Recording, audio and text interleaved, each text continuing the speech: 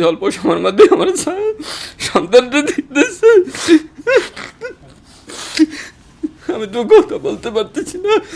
আলহামদুলিল্লাহ, আল্লাহর কাছে অশেষ, আল্লাহর মেহরবানিতে আমার ছেলেকে আমাদের কাছে পাইছি। মাননীয় প্রধানমন্ত্রীর এত বড় উপকার আমরা কিভাবে বলবো। রাজধানীতে অপহরণের মাত্র ৩০ মিনিটের মধ্যে নবম শ্রেণীর এক শিক্ষার্থীকে উদ্ধার করে পরিবারের কাছে ফিরিয়ে দিয়েছে পুলিশ। প্রধানমন্ত্রী তারেক রহমানের তাৎক্ষণিক নির্দেশনার পরই দ্রুত অভিযান চালিয়ে এই সাফল্য দেখায় ডিএমপির রমনা বিভাগ। রাজধানীর ন্যাশনাল আইডিয়াল স্কুলের নবম শ্রেণীর শিক্ষার্থী আফফান সাইফ খিলগা থেকে হঠাৎ নিখোঁজ হলে তার পরিবার উদ্বেগে পড়ে। এ সময় অপহরণকারীরা মোবাইল ফোনে আফফানের পরিবারের কাছে ৫০ লাখ টাকা মুক্তিপণ দাবি করে। মালিবাগ চৌধুরী পাড়া আছে, ওইখানে টাকা নিয়ে আসতে হবে আর কি। তারপরে আমি বলছি কি 50 চাইছে, তারপরে আমি বলছি ভাই এত টাকা আমি দিতে পারবো না, আপনি ঠিকানাটা বলেন আমি তারপর চেষ্টা করব। বলতেছে 30 দিলে হবে। তারপরে আবার বলছি কি না আমি তাও দিতে পারবো না, আমি একটু ওর বাবার সঙ্গে কথা বলে নিই।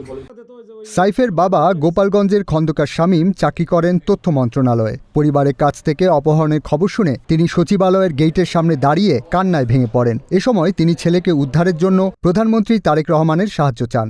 প্রধানমন্ত্রী নিজে দেখছে যে আমি অস্থির, পরে গিয়ে ওরা এদিকে আসতে দাও গেছি, কি হয়েছে আমাদের সারিনাম আমার ছেলের কিডন্যাপ করছে। পরে কথা বলতে পারি না, চুপ করাইছে। বিষয়টি প্রধানমন্ত্রীর নজরে এলে তিনি সচিবালয়ের গেইটে অপেক্ষমান আফফানের বাবার সঙ্গে দেখা করেন এবং তাৎক্ষণিকভাবে আইনশৃঙ্খলা বাহিনীকে প্রয়োজনীয় ব্যবস্থা নেওয়ার নির্দেশ দেন। একজনে বলে ফোন দাও, ডিসি মাসুদকে ফোন দাও। পরে স্যারে ফোন দিয়ে স্যার মাসুদ স্যারকে দিল। পিএম স্যার আর কি বললো যে এই ব্যাপার, তুমি জিনিসটা দেখো।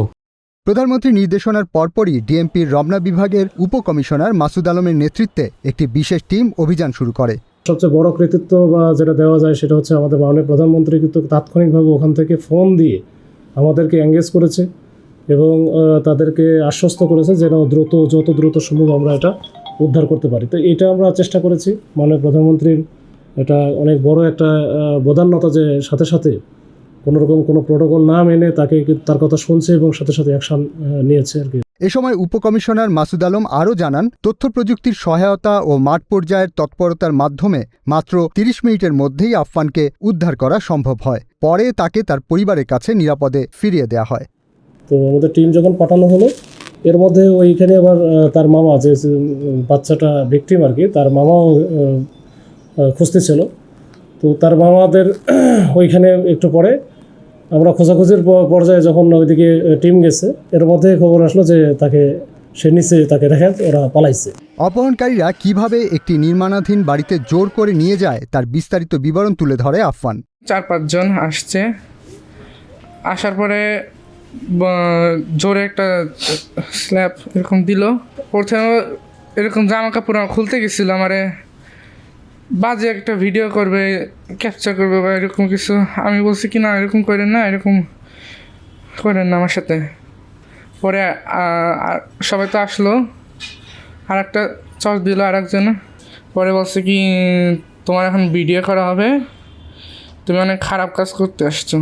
এদিকে এ ঘটনায় দ্রুত পদক্ষেপ নেয় প্রধানমন্ত্রী ও সংশ্লিষ্ট পুলিশ কর্মকর্তাদের প্রতি কৃতজ্ঞতা জানিয়েছেন আফফানের পরিবার। এত বড় বিপদের সময় আমি প্রধানমন্ত্রী তারেক জিয়া সাহেবকে পাইছি, তার কাছে যেতে পারছি, সে আমার কথা শুনছে এবং সঙ্গে সঙ্গে ব্যবস্থা নিয়েছেন। আল্লাহ আমার ছেলেকে আমাদের কাছে দিয়ে ফিরাই দিয়েছেন, শুকরিয়া আদায় করি। উনি আমাদের সবারই প্রধান। মাননীয় প্রধানমন্ত্রীকে আমি কৃতজ্ঞতা জানাই, মাসুদ স্যারকেও জানাই।